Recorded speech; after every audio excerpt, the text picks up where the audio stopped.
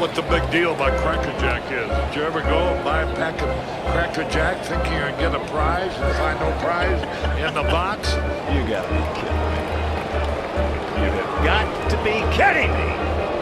Freehand is beating his net at the plate. Crawford is over there watching. Good see, sir. You're in the wrong seat, buddy. Come on. Oh, I must be in the front row. We're going to continue our tradition that we've had for the last 5 years, at least on the podcast, and naming our asshole of the year. Kind of taking a look at we do our weekly asshole of the week, or we try to, and usually have quite a list by the end of the season, come up with who's the ultimate asshole for the entire year. Past winners include Jerry Reinsdorf, of course. Yeah. Who else did we had? Ron Manfred. Ron Manfred could win it every year, but we've limited the voting. We only gave it to him one time. Regardless, this year I think, and it's kind of the story of sports in 2025 is a gambling scandal. I lost you. You there? Yeah. Sorry. That's fine. I think the story of 2025 was, in all of sports is a gambling scandal across basically every Major League sport we have, but it has certainly affected Major League Baseball, as we talked about and made him asshole of the week about 2 or 3 months ago. Emmanuel Clase for a kind of a bizarre gambling scandal that we just learned much more about this week. Actually, yesterday, I think all the news came out. So it was kind of perfectly timed to make Emmanuel Clase and Luis Ortiz, his Guardians teammate, our assholes of the year. Clase and Ortiz were put on paid administrative leave or something like that. Yeah, they were getting paid, Yes. not really suspended, but back in August, I think before the trade deadline even, because they were involved in a gambling investigation where apparently there was a situation where you can bet on individual pitches. Sure can. To be a strike or a ball, which I didn't realize. I'm not a gambler. You know more about it than me, and I'm probably not qualified to talk about this stuff. I don't understand it. How insane it would be to be betting on individual pitches, or what kind of degenerate you'd have to be to have action on every single pitch of a game, not just the game itself. So there's a variety of things that are offered now. There's live bets, which is what you're That's talking what this is called. Okay. One aspect, it's a live bet at a sports book. It could be on some of the lower life sports books, to your point, the more shadier casinos, the not as reputable casinos, they literally just have dry erase boards with things written on them that you can like bet futures and things like that. Like, you name it, you can bet it. And they probably have, and I know this is a common one, that if Emmanuel Clase pitches in the game, his first pitch will be in the dirt or whatever. I think it was as simple as it was either going to be a ball or a strike. But that's one you can bet anywhere. He clearly made sure there was no doubt, as it's been revealed and shown multiple times. I think in this federal investigation revealed that there was eight times that I believe it was his first pitch of his outing. Yep. Which would usually be his closer in the night. So 7 out of the 8 times, well, actually 8 out of 8 times, he threw it in the dirt, and sometimes in the grass in front of the dirt to make sure it was nowhere close to being a strike. But it only worked out 7 of the 8 times because I forget who it was, but they swung at the pitch somehow. They were so freaked out by his 103-mile-an-hour fastball. So it was counted a strike. And there's actually, that's kind of what cinched the Fed's case, because there's text messages going between Clase and this gambling ring, talking about that pitch itself. He's like, well, I mean, I threw it in the ground, but the guy swung at it. What can you do? And I think that was all done through emojis or memes or GIFs and stuff, but it was clear what they were talking about. So this is fascinating. And it was, we knew a lot of this stuff back this summer, but we didn't know the full details that came out this week. which are just mind blowing, and that's what's led to pretty easy case to make him our asshole of the year. Is the money involved is so minimal, considering Clase has signed a $20 million 4-year contract. I don't know what he made before that, but he's clearly a multimillionaire. The total of the gambling wins by this consortium, or I don't know what you call it, cabal, was only $460,000. So I don't know how these transactions work out. Obviously, Clase is owed a cut of that. Would you think it's 50%? Like, I don't know.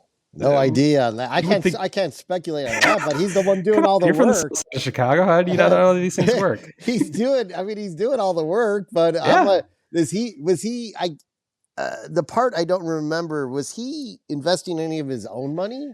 That part hasn't been revealed yet. No, I doubt it. I think these gamblers just said, "Hey, we'll give you a cut if you fix these pitches for us." And he's like, "Fuck yeah." Apparently, I'm in. I can't live off of my $4 or $5 million a year with, on top of that, just real quick to nail home how ludicrous this is.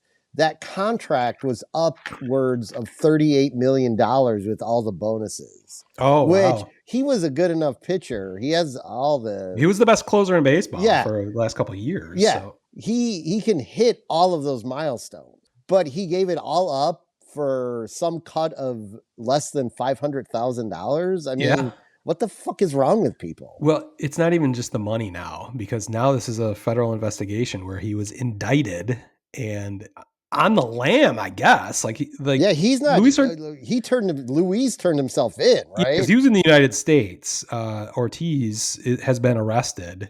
The last I knew, Clase is in the Dominican Republic, which I don't know if he's on the run there or if there's extradition processes happening or what's going on there. There's going to be more to that story. But not only the ridiculous amount of money they may or may not have received for this, they're facing 65 years in prison apiece. So they've ruined their lives over 8 pitches, at least Clase specifically, to, I don't know, give their buddies or somebody a little wet their beak. I don't know what you refer to it as, but it's insane. It's insanely stupid. It's incredible, and that's why it's easy to call them our assholes of the year. Yeah, I mean, like you gave up your baseball career for what? I mean, they might be giving up their lives. Yeah, I mean, true. Yeah, that's true. 65 years. Baseball's one thing, but federal fucking penitentiary. Oh, my God. So there's going to be a lot playing out with this. I know less about Luis Ortiz just because wasn't the best closer in baseball. So, and I did see his salary was only it's below $1 million, but it was still 700 something thousand. So it's not paltry money. So I could understand his wanting to be involved in this stuff just to make a little more money, but it just really spells out. And like I said, we're seeing this across all sports right now, just with the legalizing of gambling, that there's scandals all over the place that we're just scratching the surface of, I think. It makes you wonder if they're going to get rid of live betting or whatever those prop bets are weird. If you can, something that's so easily manipulated by one person in a game should be removed. But at the same time, the irony of all this is legalizing gambling is what is literally exposed all these things, because the feds are involved and they have to investigate all this. So all this shit was happening, before there was legalized gambling. There was no way to look into it because it was all happening underground. So right. I don't know what the solution is. I mean, everyone's going to run to blame legalized gambling, but I almost think it's a good thing that this shit's being exposed.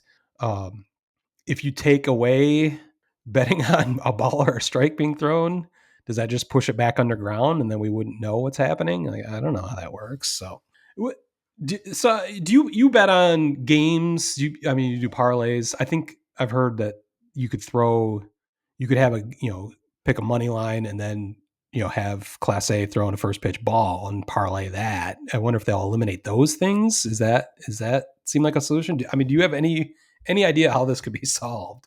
I mean, yeah, I think if you took away a bunch of the prop bets and just made them like normal, what happens if every one of the prop bets something good had to happen, right? Like, what happens if you could only bet like it's a first pitch strike?